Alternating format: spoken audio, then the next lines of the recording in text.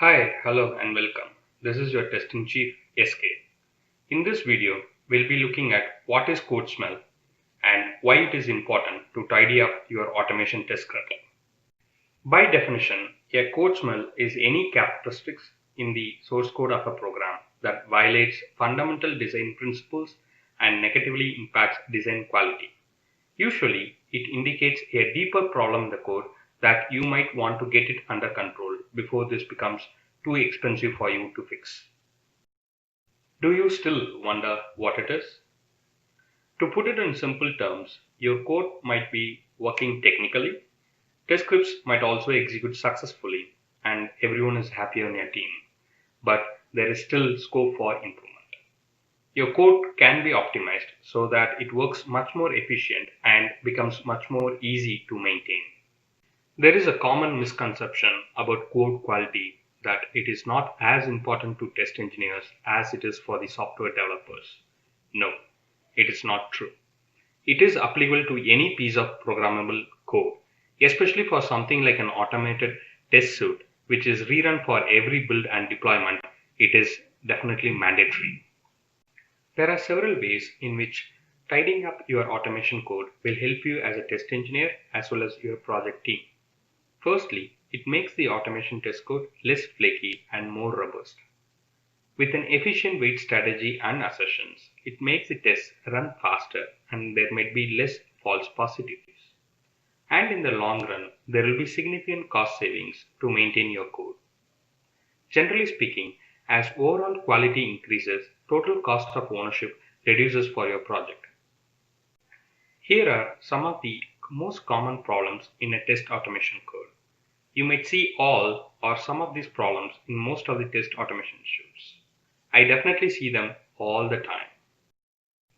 No comments to explain what the code is doing is a most common issue that impacts maintenance. You could also see dead code which is never run or redundant code introduced rather than reusing existing code. Keeping other things constant, long methods and classes reduces readability of the test suite. Inefficient waits, inappropriate locator strategy, and not having the correct assertions are all issues specific to test automation code that programmers might not have to deal with in their code.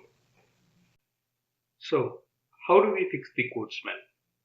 As with everything, this needs to start with the learning, accepting the fact that it is there, and embedding it into the overall testing process. Following are some of the ways by which you can start this journey and become better at it. The first method is to embed the static code analysis as part of your script development. Doing it right the very first time you start scripting. Use a tool like SonarQube. It comes as an extension to all popular IDEs such as Eclipse and IntelliJ IDEA. As a tester starts scripting, the issues are highlighted by SonarQube and reported along with a possible fix. If you want to understand more on those issues, it will provide you a brief summary on the issue as well. It helps the automation engineer to take immediate action and fix them even before the code is committed to the central repository. The second method is to use a tool like SonarQube. The static code analysis can be performed on the whole code repository and a report can be generated. Bugs, vulnerabilities, code smells, and redundant code are all identified and prioritized for the automation testers to take action. Code quality will be given a rating as well for easier tracking. As new code is checked in, the new issues introduced are identified and checked against the quality gates already set to ensure quality doesn't deteriorate for the whole project. This is a very critical step to embed in your continuous testing pipeline. Well, it's human nature to think why to refactor something that is already working. But you need to start thinking about the benefits in the long run and start tidying up your automation code.